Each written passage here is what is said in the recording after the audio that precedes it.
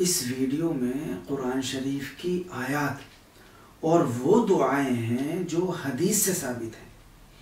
ये तमाम दुआएं नज़र बद को उतारने के लिए और नज़र बद से हिफाजत के लिए मुजर्रब हैं। उलमा कहते हैं कि नज़र आम तौर पर किसी नई चीज़ को लगती है, यानी किसी नई खूबी को जल्दी लगती है। कोई नया मालदार हुआ, कोई नई खूबसूरती पैदा हुई, इंसान के अलावा जानवरों को, पेड़ पौधों को, दुकान मकान को, इन सब को भी नज़र लग सकती है। लेकिन जिसकी खूबी और अच्छाई पुरानी हो या मारूफ और मशहूर हो उसकी खूबी, तो फिर उसको नज़र लगने का अंदेशा ये कम होता है। नज़र उसको भी लग जाती है लेकिन कम होता है।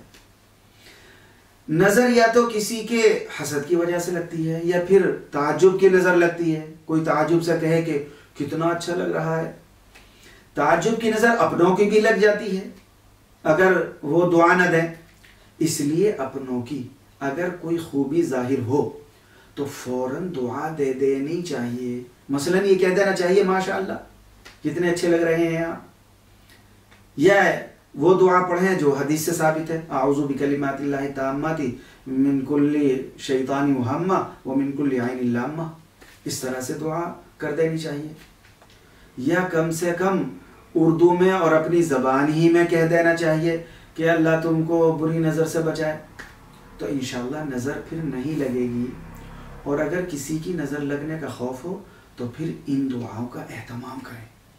इस वीडियो में कुरान शरीफ की आयत और वो दुआएं हैं जो हदीस से साबित हैं।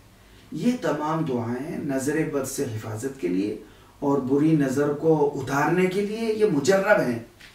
इन दुआओं को पढ़कर दम करें। बुरी नज़र लगने से इंशाअल्लाह हिफाजत भी रहेगी।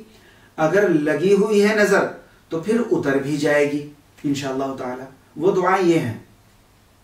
अऊज़ु बिल्लाहि मिनश शैतानिर रजीम।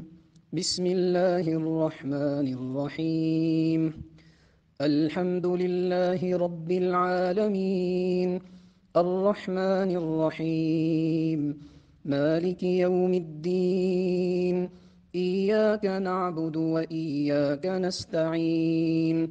इहदिनस सिरातल मुस्तकीम।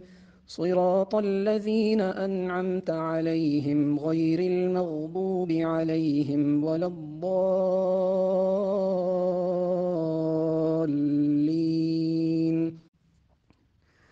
وإن يكاد الذين كفروا ليزلقونك بأبصارهم لما سمعوا الذكر ويقولون إنه لمجنون وما هو إلا ذكر للعالمين.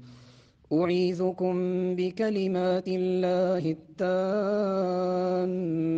من كل شيطان وهامة ومن كل عين لامة. اللهم رب الناس أذهب الباس اشف أنت الشافي لا شفاء إلا شفاؤك شفاء لا يغادر سقما.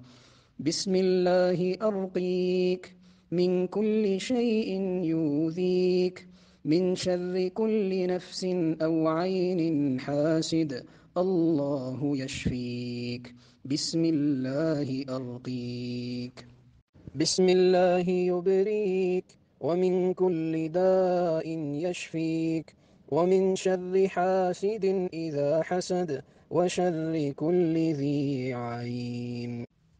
بسم الله الرحمن الرحيم. قل أعوذ برب الفلق من شر ما خلق ومن شر غاسق إذا وقب ومن شر النفاثات في العقد ومن شر حاسد إذا حسد.